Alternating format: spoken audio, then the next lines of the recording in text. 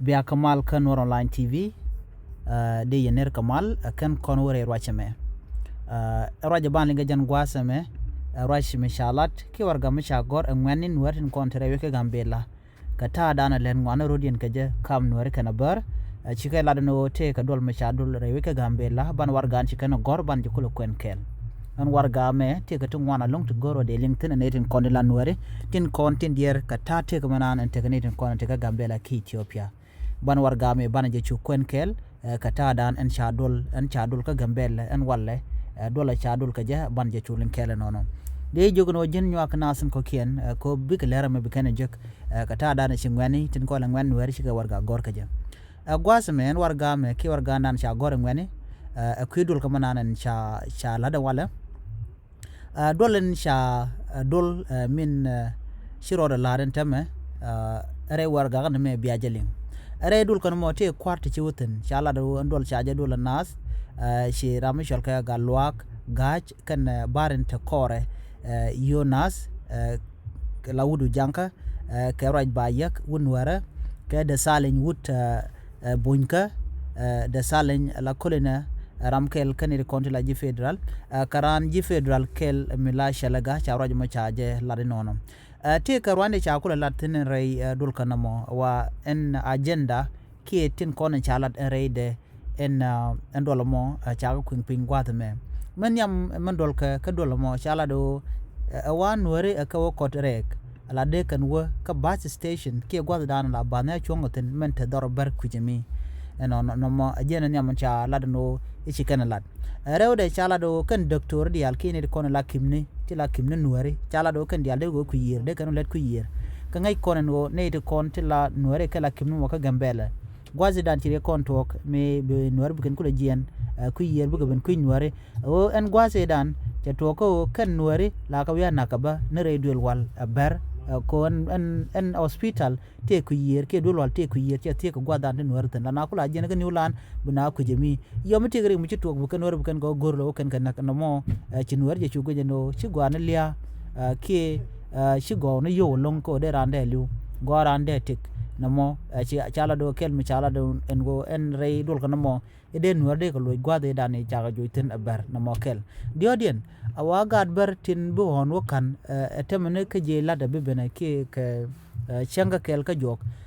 ka Gambela University chala do cha gorno te garam de ko moy kerek atere ko de ka jek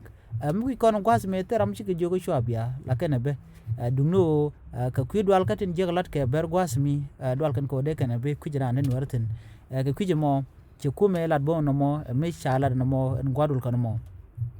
ne istin jirwa ngwas ndana dol ka dol tin kene kon la ji community kene ko lan nuare shika ne kon la community tin ta gambele shika rajan gwas mo nuar dang wan di altin shi raj shika mat kene tel doctor muwa ku yer ka tel rami bu kot gwada dan la gwa station kan nuar dang wan kon tin shiraj ko shika na gorno be kan kum be kan yon mandana je ko ber kala na wian ko shika la no chinwari tila doctori kan nuarin kon tin bu ya kut chicken bu ka bus station ki gwada na na ya kutin be kan te kan yulan gwada na kan kutin won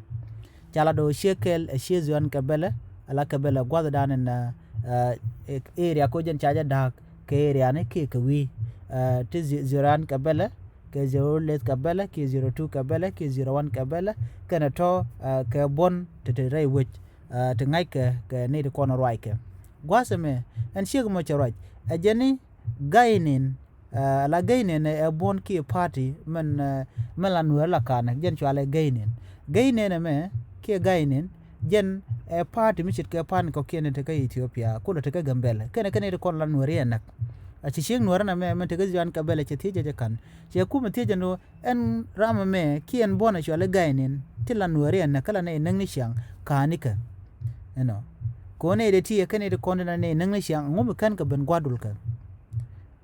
ci sheg ma ci jela do ni jan gwadul ko ma ci na jugo no ramna ante karek e o modu jullu kene tanko e kene de kon tin jaga ne ko ba ne nak ko kene de kon na kana ke gainin kaka gad barkan yal kene ti ci kuma ka kef jela do o mote karek ka tanko te karek ci kuera mo ci jelat ka jan kabela chaga jogo no ngume kan gainen kan bana ka jen bon dana nang na ki par manang na ka gambele namo mishalar namo chala do ne en bus station ke manaria ke gwad dana na kotin tela rambu kotin tela nuarbu kotin ji shego majalat jen tela rambu ba mila doctor mila nuar mubu ku yer ko hospital dan ku yer ko jen gwad dan yen wole na wianatin namo tela nuarbu ku jimi jen dungo ko ano chala dungoni telambu gad barjek chengu ga ku yer telambu gad barbe jekten ko ne tela ne kor ne re kon nakane ka kwadangro o modu julu kene tenkoy ajanna me kena kon go rede kuma da kalin wa shiram kel mala pastor mani mo na wajen charwaj you know jen ma chala de dungma ne yare ka shela do ne na ajana dungma nare aka shade ku chaklat ko changto o kamal binay to kot pedian kashi jen de mal no ngoba en pastor jene ala achang chimal cheben boka gambela en pastor en chirwaj ajana chang chimal cheben ga gambela tala magoro benware buko kot ka manari ami nuare bukan yikte ka pega danante ka newland binay da kot dorian ki binay da kot pedian munyono si pastor che jelo no de nuare de ko kuyer ajane chang chimal ba chang geben bo na kamal chin nuare chi kan kuyer kujimi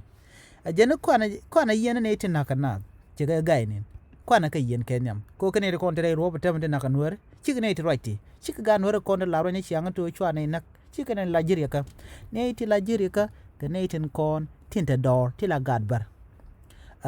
ran zero let ka bela ka kuibar tongmi ajana ko ana yanne jigay ne dialba ram kel ka zero let kabela jen mat ke je nuare kan buñ kade ber ba tegeten tiega ke Newland no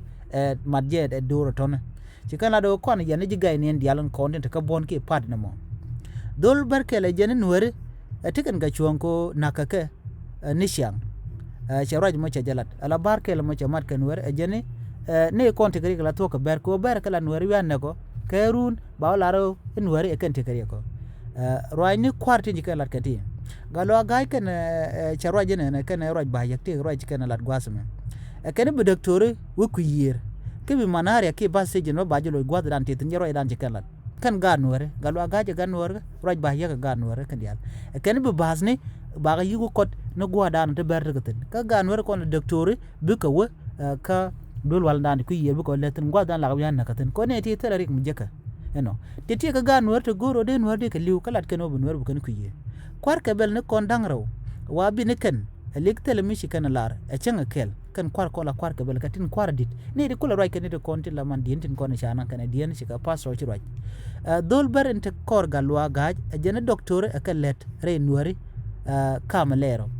me jek pinyo ci lad nono jene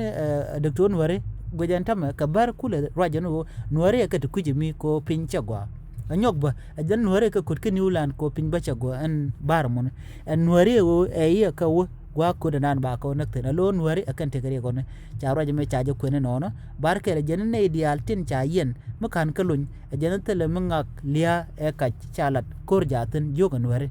ko jen nuare cha ka yen nuare makan kon yen jen kor jat makan kon lun jen kor jaten anyok ajana ber baten konen cha yen ba makan ko lon ba jana kor jaten bonkel me beka zero let ka zero mis ka bella ki mi jen ka bona dante ka 05 ka bella ka province mo jana yen jipe dal wejeme kanaje ajana roje je la yen je terwich bi roje yen ka kuiko irun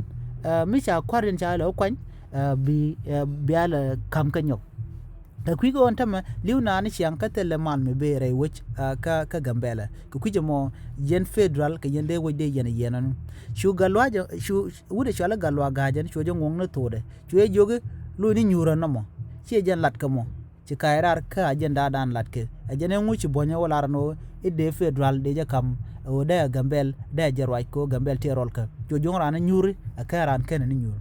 dol bunya shalaga aran federal ajene wana ka mugor nuareja wana ka menana go nuareja ko irun mu waka wonak nga ba tejo dol shalaga mala kwar ajene mu wanor waka na ka manari aki waka na gona kono nanga tinu ga letten nga ma ba te